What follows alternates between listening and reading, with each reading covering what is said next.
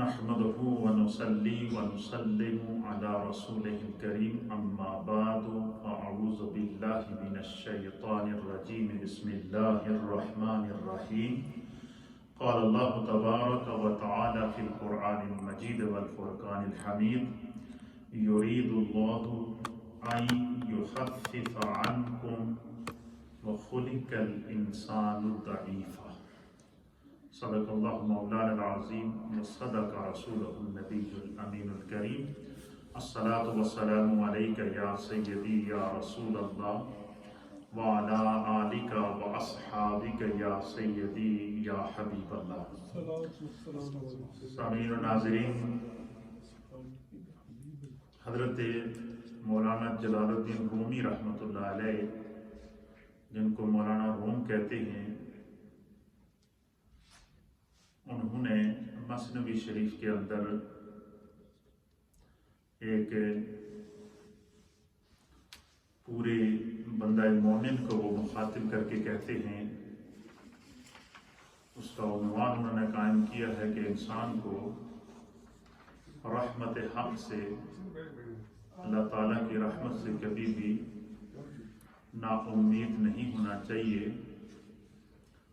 اور ہر لمحہ اپنے رب کی طرف رجوع کر کے توبہ، انابت، استغفار اور علم کی راہوں کو تلاش کرنا چاہیے۔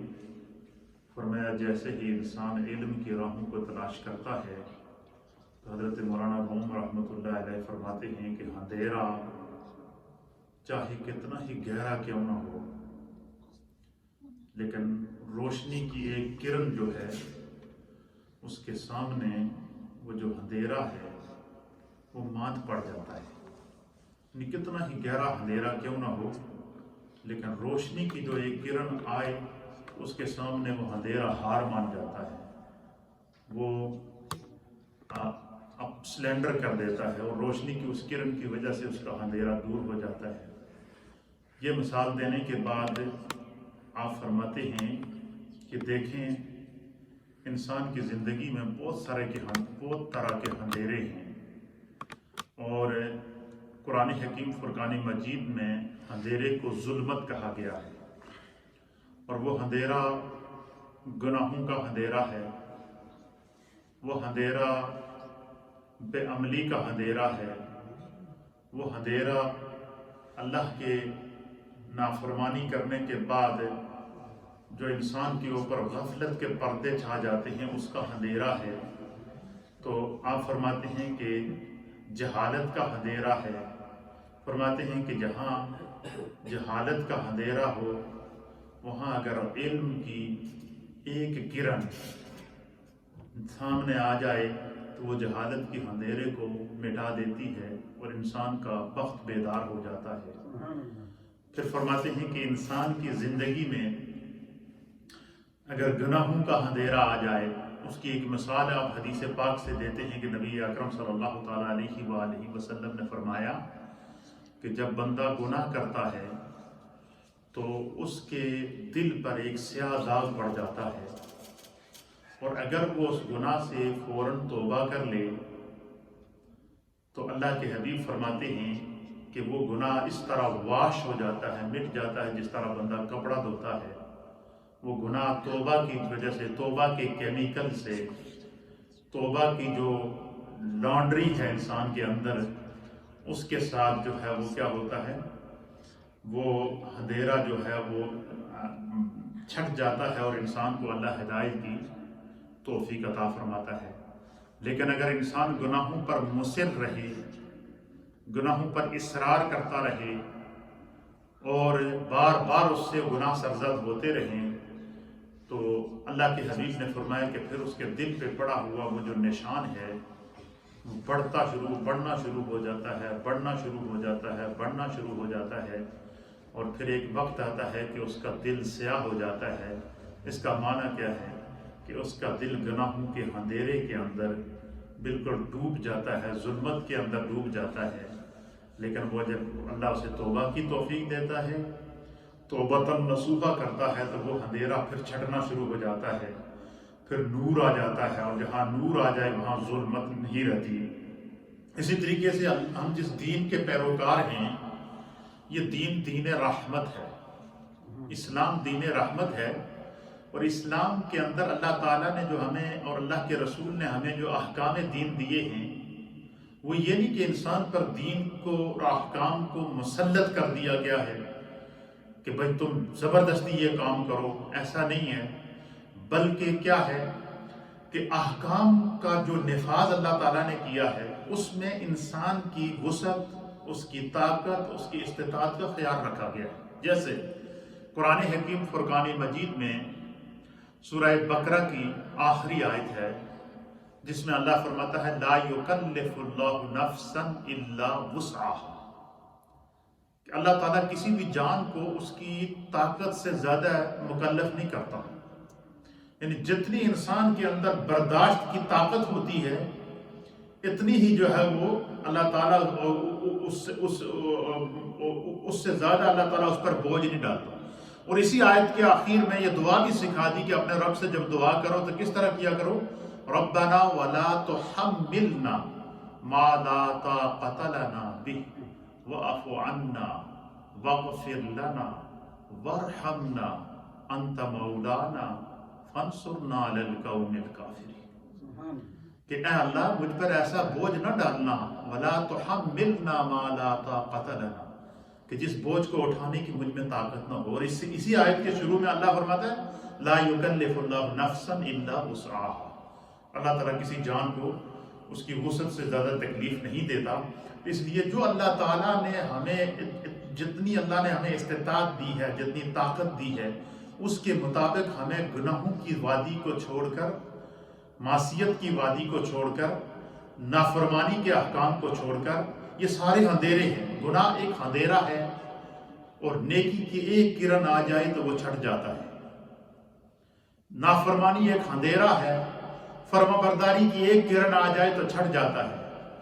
اسی طریقے سے احکام کی خلاف ورزی یہ ایک اندھیرا ہے، اور انسان پابند احکام دین ہو جائے تو اس کے اندر وہ اندھیرا نور میں تبدیل ہو جاتا ہے، اور وہ ہدایت کی صورت میں اس کے لیے نور بن جاتا ہے، راستہ بن جاتا ہے۔ اور پھر اللہ تعالیٰ بھی متعدد مقامات، پہلی آیت میں نے سورہ بقرہ کی آپ کے سامنے تلاوت کی، اور دوسری آیت ہے میرے سامنے سورۃ النساء کی۔ سورۃ النساء کی آیت نمبر ہے 28۔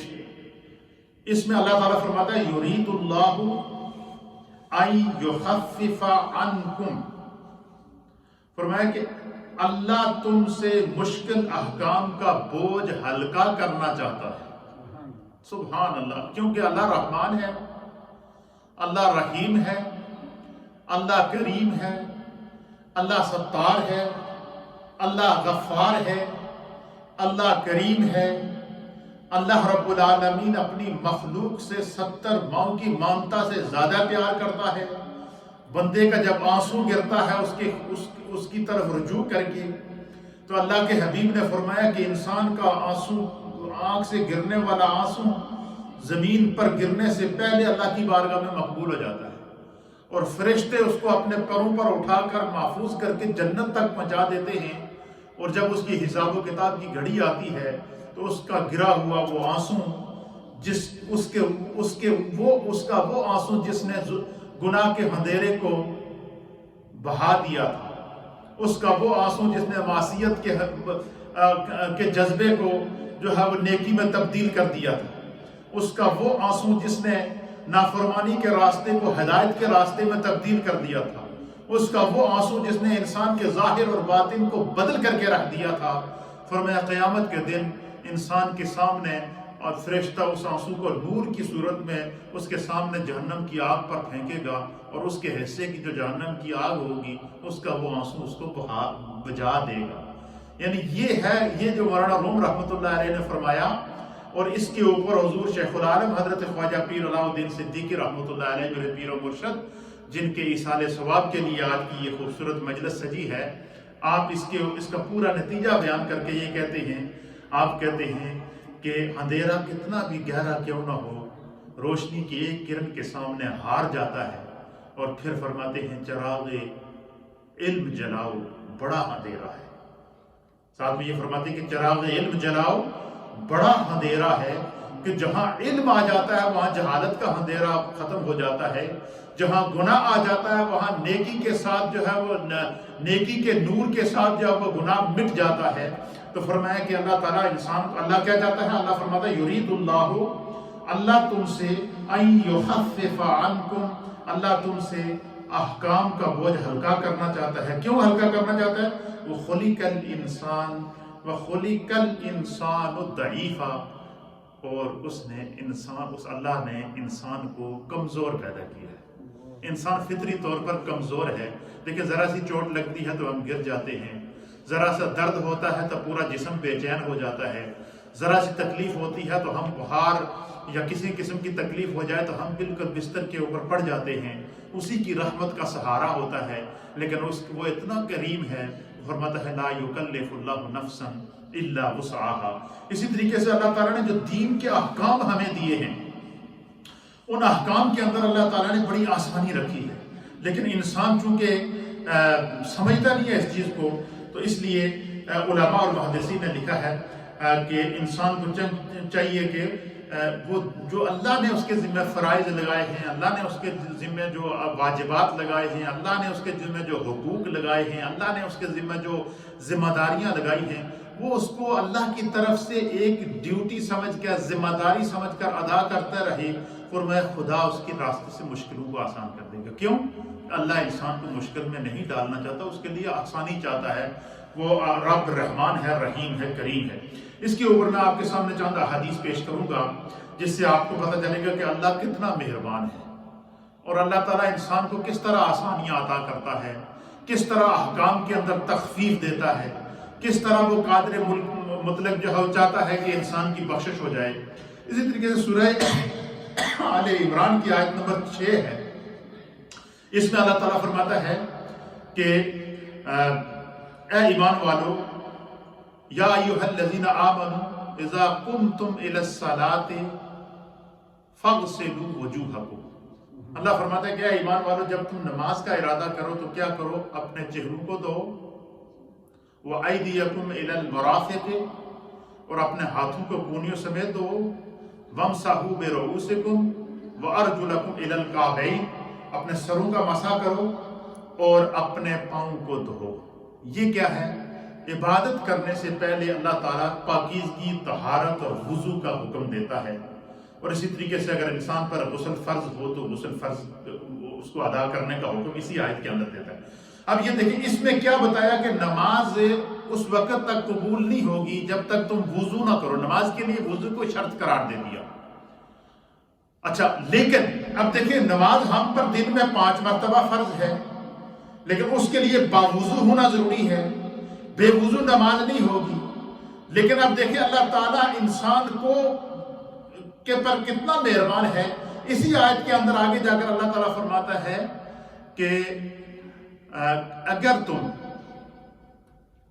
وضو کے لیے پانی نہ پاؤ، تمہیں پانی نہ ملے، یا انسان زخمی ہو جائے اور اس کا ایسا زخم لاحق ہو جائے کہ پانی بہانے سے اس کا زخم خراب ہو جائے گا، تو اب کیا اللہ تعالیٰ فرماتا ہے کہ اگر تم پانی کو نہ پاؤ، یا تمہیں کوئی مریض ہو، یا تمہیں کوئی عذر آ جائے تو کیا کرو؟ فَيَتَيَمَّمُوا، تم تیمم کرو۔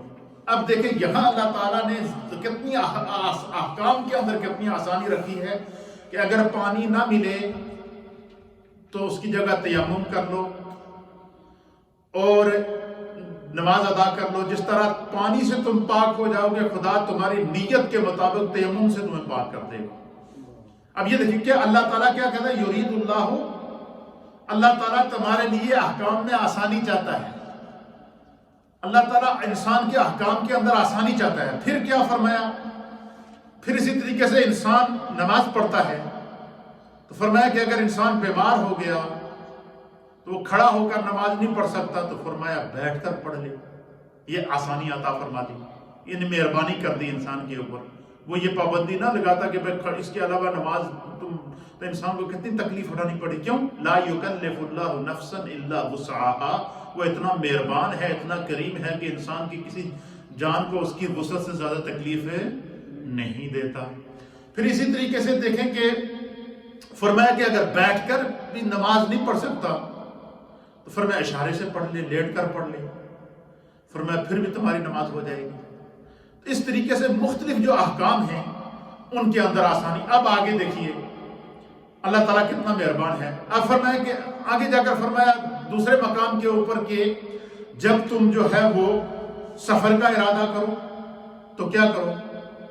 فرمایا جب تمہارا سفر 54 مائل سے اوپر ہو جائے، 54 مائل سے تمہارا سفر اوپر ہو جائے تو فرمایا کہ ظاہر بندے کو سفر بھی ہوتا ہے، تھکاوٹ بھی ہوتی ہے، اور اس نے آگے سفر جاری بھی رکھنا ہوتا ہے۔ اب اللہ کتنا مہربان ہے، فرمایا کہ پھر تم نماز میں قصر کرو۔ اب نماز میں قصر دے دی کہ 4 رکعت والی جو نماز ہے وہ سفر میں کیا کرو؟ قصر کریں، 2 رکعت پڑھو، اس کے اندر تخفیف دے دی۔ پھر اسی طریقے سے جو ہے وہ مختلف احکام ہیں، اور عذر کی بنا کے اوپر اس کی رخصت اللہ نے عطا فرما دی اور اس کو تبدیل کر دیا۔ اب انسان کیا؟ انسان کا کام ہے اللہ کی اطاعت کرنا، اپنے آپ کو اس کا مکلف نہ۔ بعض لوگ ہوتے ہیں جو اتنی شدت میں آ جاتے ہیں کہ یہ ہو گیا، وہ ہو گیا، ایسا نہیں ہوگا، ایسا نہیں ہوگا۔ اللہ فرماتا ہے لا یکلف اللہ نفسا، جب اللہ نے تمہیں اس کا مکلف نہیں کیا تو انہوں نصیبت پڑھنے کی ضرورت ہے۔ تو اب آپ دیکھیے آگے جا کر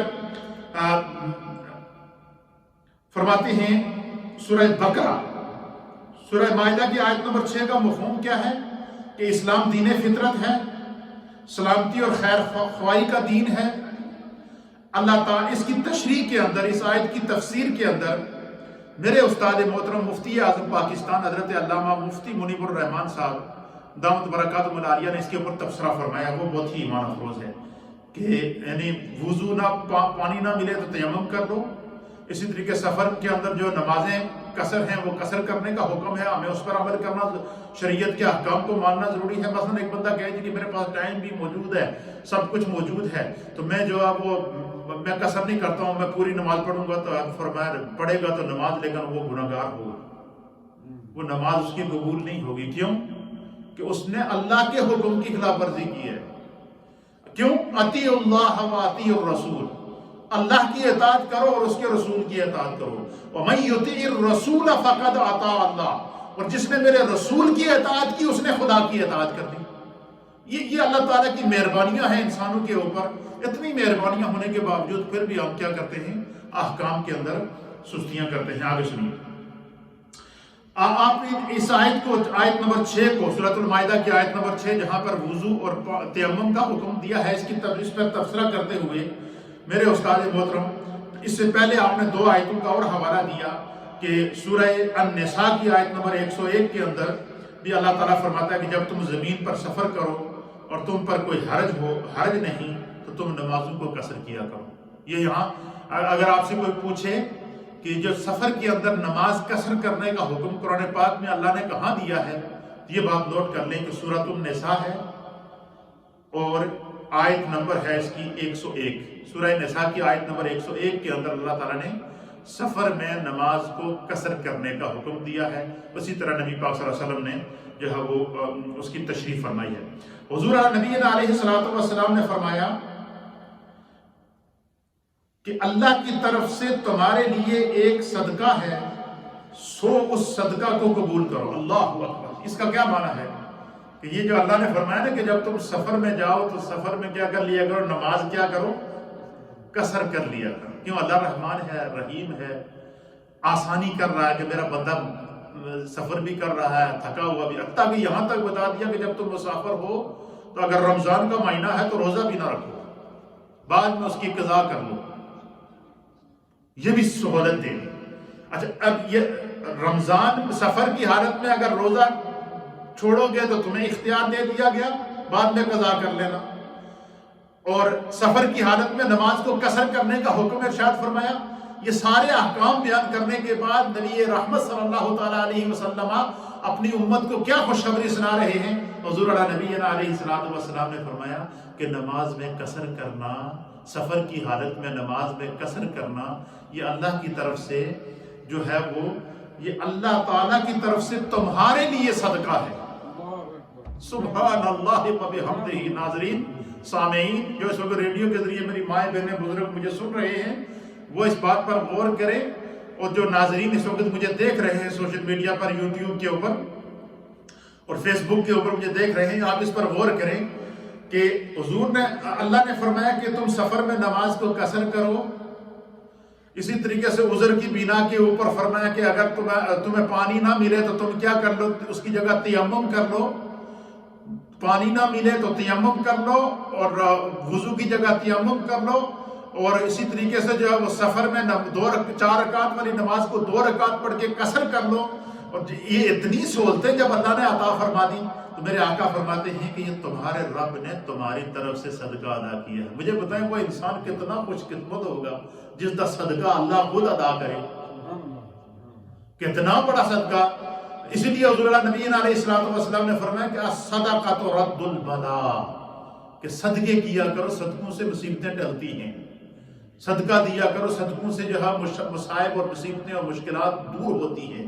تو حضور علیہ السلام نے فرمایا کہ یہ جو نماز سفر میں قصر کی جاتی ہے، اللہ کے حبیب علیہ السلام نے فرمایا کہ جو ہے یہ جو ہے وہ اللہ تعالیٰ کی طرف سے تمہارے لیے ایک صدقہ ہے، سو اس صدقہ کو تم قبول کر لو۔ مسلم شریف کی حدیث نمبر 886 ہے، صحیح مسلم کی حدیث ہے، اور اس حدیث سے میں نبی پاک صلی اللہ علیہ وسلم نے فرمایا کہ سفر کے اندر نماز کو قصر کرنا یا خدا نے تمہاری طرف سے صدقہ ادا کر دیا، 2 رکعتیں اللہ نے تمہیں معاف کر دی ہیں۔ اللہ اکبر۔ پھر آگے جا کر میں بتاؤں گا کہ جو لوگ اس پر عمل نہیں کرتے ان کے لیے کتنا بڑا گناہ ہے، اور جو عمل کرتے ہیں ان کے لیے کتنا ثواب ہے، یہ آگے میں جگہ دوسری حدیث کے اندر آپ کی خدمت میں پیش کروں گا۔ پھر اسی طریقے سے اس کے لکھنے کے بعد پھر جو ہے وہ تبصرہ فرماتے ہیں اس کے اوپر میرے استاد محترم، آپ فرماتے ہیں کہ اسلام دین فطرت ہے، اسلام سلامتی اور خیر خواہی کا دین ہے۔ اللہ تعالیٰ نے انسان کو جس فطرت اور طبیعت پر پیدا کیا ہے اس کے تمام تقاضوں کا اس دین میں لحاظ رکھا ہے۔ فطری طور پر چونکہ انسانوں کی طبیعتیں اور مزاج قوا یکساں نہیں ہے، طبیعتیں، مزاج اور طاقت یکساں نہیں ہے، کوئی کمزور ہوتا ہے، کوئی بوڑھا ہوتا ہے، کوئی جوان ہوتا ہے، کسی کے اندر طاقت موجود ہوتی ہے، کسی کے اندر نہیں ہوتی ہے۔ اس لیے اللہ تعالیٰ نے سفر کے اندر تخفیف عطا فرما دی ہے، یہ اللہ تعالیٰ کی مہربانی ہے اور کرم ہے۔ آپ فرماتے ہیں کہ یکساں نہیں ہوتے، اس لیے اللہ تعالیٰ نے دین اسلام میں بھی اصل احکام کے ساتھ کچھ رخصتیں عطا فرمائی، سہولتیں عطا فرمائی، کچھ اللہ تعالیٰ نے انسان کے لیے تخفیف کی ہے۔ انسان کو اللہ تعالیٰ نے اس کے ساتھ نرمی اختیار کی ہے کہ میرا بندہ سفر بھی کر رہا ہے، لہذا اس کو سہولت دے دو۔ سفر میں اگر تم روزہ نہیں رکھ سکتے ہو تو نہ رکھو، بعد میں اس کی قضا کر لینا۔ سفر میں اگر 4 رکعت والی نماز ہے تو وہ 2 رکعت پڑھ لو۔ اسی طریقے سے عورتوں کے لیے جو ان کے منتھلی پیریڈ ہوتے ہیں، ان منتھلی پیریڈ کے اندر ہر مہینے عورت کو اس بیماری سے گزرنا پڑتا ہے۔ اللہ رحمان ہے، رحیم ہے کہ میری یہ جو عورتیں ہیں، اللہ کہتا ہے کہ میری بندیاں ہیں، میری اطاعت کے اندر ہیں، میری فرما برداری کے اندر ہیں۔ اب دیکھیں کتنا مہربان اور کتنا رحمان اور رحیم ہے اللہ تعالیٰ نے اور اللہ کے رسول نے یہ احکام نازل کر دیا کہ جب تک عورت پیریڈ کے اندر ہوتی ہے، یہ جو اس کے منتھلی پیریڈز ہیں، مینسز ہیں، جب تک عورت ان دنوں کے اندر ہوتی ہے، فرمایا ان دنوں میں اس کو نماز معاف ہے، ان دنوں میں وہ نماز نہ پڑھے، اور نہ ہی ان دنوں کی نماز اس کو قضا کرنے کی ضرورت ہے۔ اور یہاں تک فرما دیا کہ وہ جتنے دن وہ پیریڈز کے اندر رہیں گی، اللہ تعالیٰ رحمان اور رحیم ہے کہ وہ خدا کی اطاعت کے اندر تکلیف کو برداشت کر رہی ہے۔ فرمایا اتنے دن اللہ تعالیٰ ہر نماز کا جو اسے عام دنوں میں ثواب دیتا ہے، اس کو تمام دنوں کا ثواب عطا فرمائے۔ یہ خدا کی مہربانی ہے، یہ کرم ہے انسان کے اوپر، چاہے وہ مرد ہو یا عورت ہو، مختلف انداز میں اللہ تعالیٰ وہ رحمان ہے اور رحیم ہے، لیکن اس کے باوجود ہم لوگ جو ہے وہ اس چیز کو سمجھ نہیں رہے ہیں۔ یہ اس لیے فرمایا کہ اندھیرا کتنا ہی کیوں نہ ہو، روشنی کی ایک کرن جو ہوتی ہے اس کے سامنے ماند پڑ جاتا ہے۔ اس لیے فرمایا کہ چراغ علم جلاؤ، بڑا اندھیرا ہے۔ پھر اسی طریقے سے سورہ مائدہ کی جو ہے وہ آیت نمبر اسی آیت کے اندر آگے جا کے فرمایا کہ اللہ تم پر تنگی کرنا نہیں چاہتا لیکن وہ تم کو خوب پاک کرنا چاہتا ہے. یعنی بیماری یا سفر کی وجہ سے روزوں کو ترک کرنے کی رخصت کی اجازت عنایت کرنے کے بعد فرمایا کہ اللہ تمہارے ساتھ آسانی چاہتا ہے، وہ تمہارے ساتھ سختی نہیں چاہتا. سورہ بقرہ کی آیت نمبر 185 کے اندر پھر جا کر فرما دیا کہ لا یکلف اللہ نفسا الا وسعها. آخری آیت کے اندر کہ اللہ تعالیٰ جو ہے وہ کسی نفس کو اس کی وسعت سے زیادہ تکلیفیں نہیں دیتا. اسی طریقے سے آگے جا کر اللہ تعالیٰ نے جو ہے وہ ان رخصتوں کے لیے جو ہے وہ اتنا انسان کے اوپر کرم فرمایا ہے. تو اس کی تفسیر اور تشریح کرتے ہوئے میرے استاد محترم مفتی اعظم پاکستان حضرت علامہ مفتی منیب الرحمان صاحب آپ فرماتے ہیں، لکھتے ہیں، اس کے اوپر پورا آپ نے جو ہے وہ احکام کے آسانی کے اوپر رخصت اور عزیمت کے نام سے آپ نے 2 قسطوں پر کالم لکھا ہے اور جس کے اندر قرآن و احادیث سے حوالے دیے ہیں. اور انشاءاللہ اس کو ہم ابھی انگلش میں بھی ٹرانسلیٹ کرا کے شائع کر رہے ہیں تاکہ زیادہ سے زیادہ لوگوں تک دین کے احکام کو ہم آسانی سے پہنچا سکیں. آپ فرماتے ہیں کہ رخصت پر مبنی یہ احکام اسلام کے دین فطرت ہونے کی دلیل ہے. یعنی یہ جو اللہ تعالیٰ انسان کو رخصت دیتا ہے، بیماری کی حالت میں رخصت دی جا رہی ہے، اس کے علاوہ جو ہے وہ سفر کی حالت میں رخصت دی جا رہی ہے، پانی نہ ملنے کی حالت میں تیمم کی صورت میں رخصت دی جا رہی ہے. اسی طریقے سے مختلف جو احکام ہیں کہ نماز کھڑا ہو کے نہیں پڑھ سکتا تو بیٹھ کر پڑھ لے، بیٹھ کے نہیں پڑھ سکتا تو لیٹ کر پڑھے، حتیٰ کہ یہاں تک ہے کہ اگر وہ بالکل ہی لیٹ کر بھی نہیں پڑھ سکتا تو فرمایا کہ وہ آنکھوں کے اشارے سے پڑھ لے، اور فرمایا وہ بھی نہیں کر سکتا تو فرمایا پھر اسے معاف ہے. کیوں کہ اب اس کا جسم اس قابل ہی نہیں رہا. لا یکلف اللہ نفسا الا وسعها. تو اللہ رحمان ہے، اللہ رحیم ہے، اللہ کریم ہے. تو جب وہ اتنی مہربانی کرتا ہے تو اس کے باوجود اگر ہم غفلت کریں اور تو پھر ہم جو ہے وہ یہ کتنا بڑا جو ہے ظلم کر رہے ہیں اپنے آپ کے ساتھ. پھر دوسرے مقام پر نبی اکرم صلی اللہ تعالیٰ علیہ وسلم نے اس طرح اشارہ دیا ہے کہ اللہ تعالیٰ کو اپنی جانب سے بندوں کو دی جانے والی رخصتوں پر عمل کرنا اسی طرح پسند ہے جس طرح اپنی نافرمانی ناپسند ہے. یہ چیز جو آپ کو سمجھانا چاہتا ہوں. مثلا بندہ کہے جی کہ میں سفر میں گیا ہوں، بعض لوگ ہوتے ہیں جی میں تو پوری نماز پڑھی ہے جی، کیوں پڑھی ہے جی؟ ٹائم پیاسی جی میں کی کرنا ہے. نہیں، اس کے ہم مکلف نہیں. اللہ نے کہا کہ جب تم نے سفر شروع کر دیا اور سفر کی حدود کو تم نے کراس کر لیا، اب اگر آپ پوری نماز پڑھیں گے تو آپ گنہگار ہوں گے. اور کیسے گنہگار ہوں گے اس کے اوپر میں آپ کے سامنے حدیثیں پیش کروں گا. ہم سوچنے پر مجبور ہوں گے کہ ہم چھوٹے چھوٹے احکام ہیں جن کا سیکھنا ضروری اور لازمی ہے. تو فرمایا کہ جس طرح اللہ تعالیٰ اپنی دی جانے والی اللہ تعالیٰ نے جو رخصتیں دی ہیں نا، مثلا کہ سفر میں قصر پڑھنا، یہ جب پڑھے گا تو اللہ تعالیٰ یہ نہیں کہ قصر کا، اللہ تعالیٰ پوری 4 رکعت کا ثواب عطا فرمائے گا. اور فرمایا کہ جو بندہ اس کی دی رخصت پر عمل نہ کرے تو اس کو گناہ ہوگا، اس کو ثواب نہیں ہوگا. بندہ کہے میں 4 رکعت پڑھ لوں تو مجھے بہت بڑا ثواب ہوگا، اس نے اللہ کے احکام کی خلاف ورزی کی. اس کے آگے جو ہے وہ میں حدیث پیش کروں گا. پھر جو ہے وہ اب سنیے حدیث سنیے. اس حدیث کو مسند امام احمد کے اندر امام احمد بن حنبل رحمۃ اللہ تعالیٰ علیہ نے 17450 نمبر کے اوپر نقل فرمایا. کیا فرماتے ہیں؟ حضرت عقبہ بن عامر رضی اللہ تعالیٰ عنہ اس حدیث کے راوی ہیں. آپ بیان فرماتے ہیں کہ نبی اکرم نور مجسم جناب سید العالمین محمد الرسول اللہ صلی اللہ تعالیٰ علیہ وآلہ وسلم نے فرمایا کہ جس شخص نے اللہ کی دی ہوئی رخصت کو قبول نہ کیا، فرمایا کہ اس نے عرفات کے میدان میں جو پہاڑ ہیں ان پہاڑوں کے برابر گناہ کیا. استغفر اللہ ربی من کل ذنب واتوب الیہ. اب آپ اندازہ لگائیں ناظرین سامعین کہ حضور نے فرمایا کہ جس شخص کو اللہ نے جس کام میں رخصت دی ہے، مثلا اللہ نے کہا کہ 4 رکعت والی نماز سفر میں 2 رکعت پڑھو، تو بندہ اگر کہے میں 4 رکعت پڑھوں گا تو حضور نے فرمایا جتنے عرفات کے میدان میں پہاڑ ہیں ان پہاڑوں کے برابر اللہ اس کو گناہ عطا فرمائے.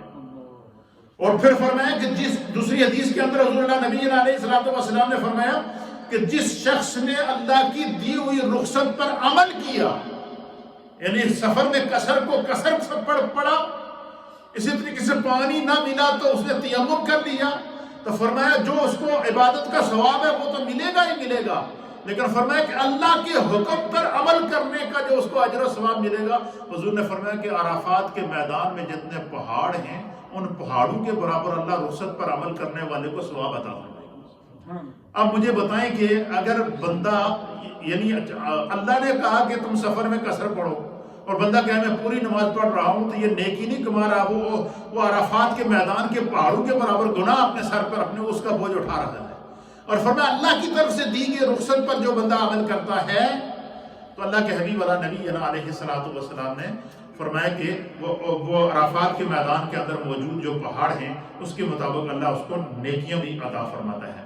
پھر نبی اکرم صلی اللہ تعالیٰ علیہ وآلہ وسلم نے دوسرے مقام پر ارشاد فرمایا، بخاری شریف کی حدیث ہے، فرمایا جو شخص بھی دین پر غلبہ حاصل کرنے کی کوشش کرے گا دین اس پر غالب آ جائے گا۔ کیا مطلب کہ بندہ یہ کہے کہ بھائی میں نے تو بڑی طاقت ہے، بڑی وہ ہے، میں جناب 2 رکعت نہیں میں 4 رکعت پڑھوں گا، یا پھر جو ہے وہ ضرورت سے زیادہ جو ہے وہ اپنے آپ کو مکلف کر دے۔ تو جس کا اللہ نے اس کو مکلف، اس کا آسان سمجھے کہ جس چیز دی اللہ تعالیٰ نے اللہ تعالیٰ اس سے نہیں چاہتا اور بندہ وہ کر گزرے، اپنے آپ پر جو بوجھ ڈالتا رہے، تو فرمایا کہ دین اس پر پھر غالب آ جاتا ہے۔ اور کیسے آ جاتا ہے؟ اس کے اوپر کوئی آزمائش آ جاتی ہے، ایسی آزمائش آ جاتی ہے کہ اس کی آگے چند مثالیں میں آپ کے سامنے پیش کروں گا کہ دین پر غلبہ پانے کی، حاصل کرنے کا کیا مطلب ہے۔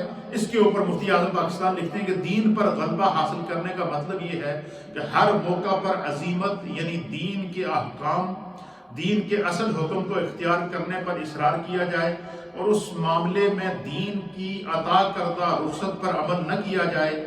پس جو اپنے اوپر شدت کرتے ہوئے مشکل اور دشوار احکام پر اصرار کرے گا، دین کی عطا کردہ رخصتوں اور سہولتوں سے فائدہ نہ اٹھائے گا، تو ایک وقت ایسا آتا ہے کہ وہ رخصتوں پر عمل کرنے سے بھی عاجز ہو جاتا ہے۔ یعنی مطلب بندے کو کوئی تکلیف ہو جائے، بیمار ہو جائے، معذور ہو جائے، خدا نہ کرے، تو وہ اس کے جسم میں اتنی طاقت بھی نہیں ہوتی کہ وہ جناب وہ 2 رکعت نماز پڑھ سکے، 4 رکعت تو دور کی بات ہے۔ تو اس لیے جو ہے وہ فرمایا کہ اللہ تعالیٰ کی طرف سے جو عطا کردہ احکام ہیں ان کو جو ہے وہ ادا کرے۔ پھر نبی اکرم پھر فرماتے ہیں کہ نبی پاک صلی اللہ علیہ وسلم کے ایک صحابی تھے، حضرت، اس کی مثال دی ہے، فرماتے ہیں کہ نبی اکرم صلی اللہ علیہ وسلم کے ایک صحابی تھے حضرت عبداللہ بن عمر، وہ دن کو روزہ رکھتے تھے اور رات کو تلاوت کرتے تھے، اور پوری رات اور پورا دن وہ اس طرح اپنے آپ کو مصروف رکھتے تھے۔ جب وہ پورا دن اور پوری رات اپنے آپ کو مصروف رکھتے تھے تو پھر کیا ہوا؟ کہتے ہیں کہ رسول اللہ صلی اللہ تعالیٰ علیہ وآلہ وسلم کو جب اس کا پتہ چلا تو آپ صلی اللہ تعالیٰ علیہ وآلہ وسلم نے انہیں فرمایا کہ ہر روز روزہ رکھنے کی ضرورت نہیں ہے، ہر روز پوری رات جاگنے کی ضرورت نہیں ہے۔ حضور علیہ السلام نے فرمایا کہ تم ایسا کرو کہ مہینے میں 3 دن جو ہے وہ روزہ رکھ لیا کرو، اور فَقْرَأُوا مَا تَيَسَّرَ مِنَ الْقُرْآنِ، قرآن میں سے جو آسانی سے پڑھ سکتے ہو وہ پڑھ لیا کرو۔ تو انہوں نے عرض کیا کہ یا رسول اللہ میں اس کی طاقت رکھتا ہوں کہ میں ہر روز روزہ رکھوں، اور اتنی میرے اندر طاقت موجود ہے تو میں عبادت کروں زیادہ سے زیادہ۔ تو اللہ کے حبیب علیہ السلام نے فرمایا کہ پھر تم ایسا کرو کہ تم اللہ کے نبی حضرت داؤد علیہ السلام کی سنت اختیار کر لو، جس طرح انہوں نے کیا اس طرح کیا کرو۔ حضور نے فرمایا کہ حضرت داؤد علیہ السلام 1 دن روزہ رکھتے تھے اور 1 دن افطار کرتے تھے، تم اس کو اختیار کر لو۔ تو انہوں نے عرض کیا کہ یا رسول اللہ میرے جسم میں اتنی طاقت ہے کہ میں ہر روز روزہ رکھ سکتا ہوں۔ تو اللہ کے حبیب علیہ السلام نے جو ہے وہ انہوں نے کہا کہ میں روزہ رکھ سکتا ہوں تو راتوں کو تلاوت کروں گا۔ تو نبی اکرم صلی اللہ تعالیٰ علیہ وسلم نے ان کو مخاطب کر کے فرمایا، حضور نے فرمایا کہ تمہاری بیوی کا بھی تم پر حق ہے، تمہارے مہمان کا بھی تم پر حق ہے، تمہارے جسم کا بھی تم پر حق ہے، اس لیے تم اپنے جو اللہ نے جو احکام کا تمہیں مکلف کیا ہے تم انہی کے حد تک رہو، اپنے آپ کو زیادہ مکلفات میں نہ ڈالو۔ ان بندے گھر مہمان آئے تو پتہ چلا جی جناب گھر والے نفر پڑھ رہے ہیں، رات ختم ہوئے گا پھر جو ہوگا۔ اس لیے فرمایا کہ انسان کو اپنے جسموں کا علیہ کا حق، تمہارے جسم کا تمہارے اوپر حق ہے۔ تمہارے مہمان کا تمہارے اوپر حق ہے، اور اسی طریقے سے فرمایا کہ تمہاری بیوی کا تمہارے اوپر حق ہے۔ تو اس لیے اللہ تعالیٰ دین کے اندر کیا فرماتا ہے، اللہ کہتا ہے کہ آسانی چاہتا ہے جو ہے وہ۔ پھر حضرت عبداللہ بن عمر کہتے ہیں کہ میں نے اس سرکار دو عالم صلی اللہ علیہ وسلم نے مجھے نصیحت کر لی، پھر کہتے ہیں کہ میری زندگی میں ایک وقت ایسا آیا کہ مجھ پر بڑی مشکلیں آ گئیں، مصیبتیں آ گئیں، بیماریاں آ گئیں، تکلیفیں آ گئیں، تو میرے لیے تو ایک وقت کی نماز پڑھنا یا عبادت کرنا بھی مشکل ہو گیا۔ اس وقت مجھے اس چیز کا احساس ہوا کہ دیکھو اللہ کے رسول نے مجھے کیسی نصیحت کی تھی، کاش کہ میں ان رخصتوں پر عمل کرتا۔ اس لیے فرمایا کہ جو اللہ کی دی ہوئی رخصتیں ہوتی ہیں تو ان کو یہ اللہ کی طرف سے انسان کے ساتھ ایک خاص جو ہے وہ کرم ہوتا ہے، اس کو جو ہے وہ ہمیشہ اپنانا چاہیے۔ پھر اسی طریقے سے نبی اکرم صلی اللہ تعالیٰ علیہ وسلم نے اپنی امت کو اس بات کی نصیحت فرمائی ہے کہ وہ لوگوں کے لیے شریعت کی حدود میں رہتے ہوئے آسانی اور سہولتیں پیدا کریں، اور لوگوں کو ایسے کاموں کا مکلف نہ بنائیں جو ان کے لیے مشکل اور دشواری کا باعث ہو۔ چنانچہ نبی اکرم صلی اللہ علیہ وسلم کے حدیث کوٹ کرتے ہیں کہ نبی اکرم صلی اللہ تعالیٰ علیہ وآلہ وسلم نے فرمایا، تم آسانی کرنے والے بنا کر بھیجے گئے ہو، دشواری میں ڈالنے کے لیے بنا کر نہیں بھیجے گئے ہو۔ فرمایا یسروا ولا تعسروا، آسانی اختیار کرو، اپنے آپ کو مشکل میں نہ ڈالو۔ پھر ایک روایت کے مطابق نبی پاک صلی اللہ علیہ وسلم کے سامنے جب کوئی دو معاملے آتے ہیں، دو کاموں کا اختیار ہوتا کہ ان میں سے کوئی ایک کام اختیار کر لیں، تو حضور علیہ السلام کی یہ عادت کریمہ ہوتی تھی کہ جو آسان کام ہوتا تھا اس کو اختیار کیا کرتے۔ تو یہ دین اسلام دین رحمت ہے، اسلام دین کرم اور فضل ہے۔ تو اس لیے انسان کو جو ہے وہ ہر حال میں جو ہے وہ اللہ تعالیٰ کے احکام کے اوپر عمل کرتے ہوئے دین کی جو ہے وہ حرمتوں کا خیال رکھنا چاہیے، تاکہ اللہ تعالیٰ جو ہے وہ اس کے لیے دن اور آسانیاں پیدا فرمائے۔ پھر اسی طریقے سے حدیث پاک کے اندر آتا ہے، ام المومنین سیدہ عائشہ صدیقہ رضی اللہ تعالیٰ عنہ، حضرت ابو ہریرہ رضی اللہ تعالیٰ عنہ بیان کرتے ہیں کہ نبی پاک صلی اللہ تعالیٰ علیہ وسلم نے فرمایا کہ تم آسانی کرنے کے لیے بھیجے گئے ہو، مشکل میں ڈالنے کے لیے تمہیں نہیں بھیجا گیا ہے۔ ام المومنین سیدہ عائشہ صدیقہ دوسری حدیث میں بیان کرتی ہے کہ سرکار دو عالم صلی اللہ علیہ وسلم کو جب کسی کام کا اختیار ہوتا تو آپ آسان کاموں کو اختیار کرتے۔ تو یہ وہ دین ہے جو اسلام دین رحمت کہلاتا ہے۔ تو اس لیے ان احکام کو سمجھنا اور ان کے اوپر عمل کرنا یہ ہم میں سے ہر ایک کی ذمہ داری ہے کہ ہم اس چیز کو سمجھیں۔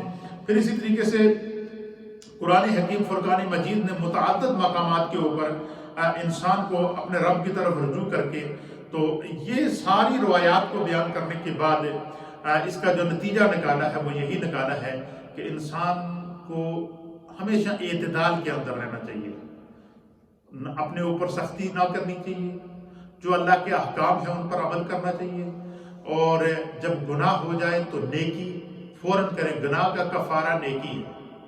اسی طریقے سے گناہ کے اندھیرے سے اگر نکلنا ہے تو نیکی کا نور پیدا کریں، اسی طریقے سے معصیت کے اندھیرے سے نکلنا ہے تو نیکی کا نور پیدا کریں، اسی طریقے سے اللہ کے قرب کو حاصل کرنا ہے تو سجدوں کی کثرت کیجیے، اسی طریقے سے اللہ نے جن احکام کا ہمیں مکلف کیا ہے ہمیں اس طرف جانا چاہیے، اسی ترتیب کی اسی حد کے اندر رہ کر ان احکام پر عمل کرنا چاہیے۔ اس لیے فرمایا گیا کہ اندھیرا کتنا ہی گہرا کیوں نہ ہو، وہ روشنی کی ایک کرن میں ہی آئے تو پھر وہ اس کے سامنے مان پڑ جاتا ہے۔ اللہ ہمیں نیکی کا نور عطا فرمائے، عمل کا نور عطا فرمائے، احکام پر پابندی کا نور عطا فرمائے، اللہ اور اس کے رسول کی اطاعت کا نور عطا فرمائے۔ وما علینا الا البلاغ المبین۔ آج